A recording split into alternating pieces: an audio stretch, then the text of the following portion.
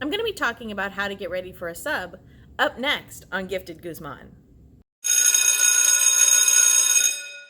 So before I show you how to get ready for a sub, I want to show you how to not get ready for a sub. This is currently what my desk area looks like. Oh yes, all the mess, all the ridiculousness.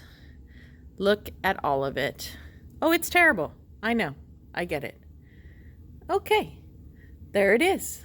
So obviously this giant disaster on my desk is not a good way to get ready for a sub. So now I'm going to show you some ways that you can get ready for a sub that will help the sub out and will make your classroom run more smoothly.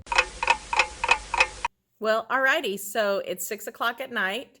It only took me 2 hours to get everything ready. But in my defense, like several teacher friends came to talk to me and they were here for a really long time. So I was working around them, but well, you know how that gets.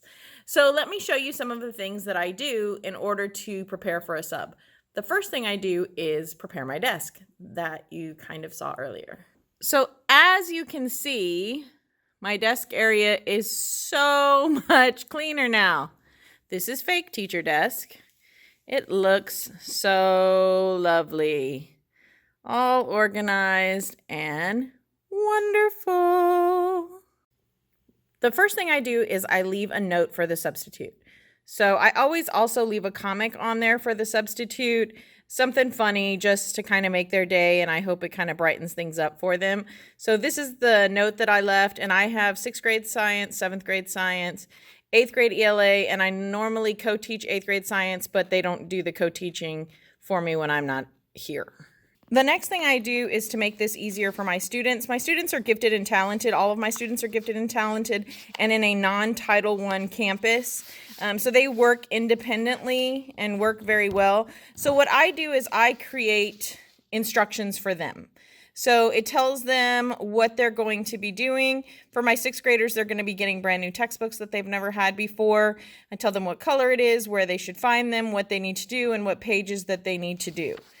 My 7th graders, and again, that's in the 6th grade folder so that the sub knows. My 7th graders have a 7th grade folder. And again, I have information for them. The 7th grade tends to be a little rowdy, so I let them know that they will have lunch detention with me if they cannot behave properly. And then 8th grade, they actually have a short story that I had to print out for them, but they also have instructions, and again, they can be a little rowdy, so I let them know that they could have lunch detention with me as well. They will have a consequence for their behavior.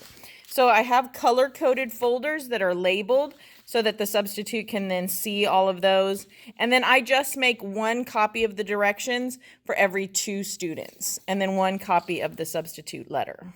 So the last thing that I would normally do for the substitute is I would normally create a seating chart so that they would know where within the seats the students would be sitting. This is when I used to work with other students, general education students, pre-AP students, collaborative students at a Title I school. This was something that I did. Now that I'm working with strictly gifted and talented students at a non-Title I campus, I let them have a little more flexibility so they can choose their seat every day unless I feel like they need to make changes. So far, it's the first 6 weeks, so they haven't needed to make changes. And then I also have the seating arrangements that are flexible seating, so I let them choose those as well. So I don't have seating charts for the substitute at this time. I write on my board every day so that my students know what their objective is for the day, what is supposed to be going in their notebook. I put the stars by things that I'm going to grade. So they are already trained to know to look at the board. So everything in my room is color-coded because I have so many grade levels. So you'll see that I have 6th grade. And then you can move my board because I have lots of boards. And then I have 7th grade underneath that tells them what to do. And then I always change the date. And then I have 8th grade down here on the other board in red. So all of my boards are updated whenever I have a sub as well. Sometimes I forget when I'm here and it's me, but when I have a sub, they're definitely updated so that the sub knows what to do.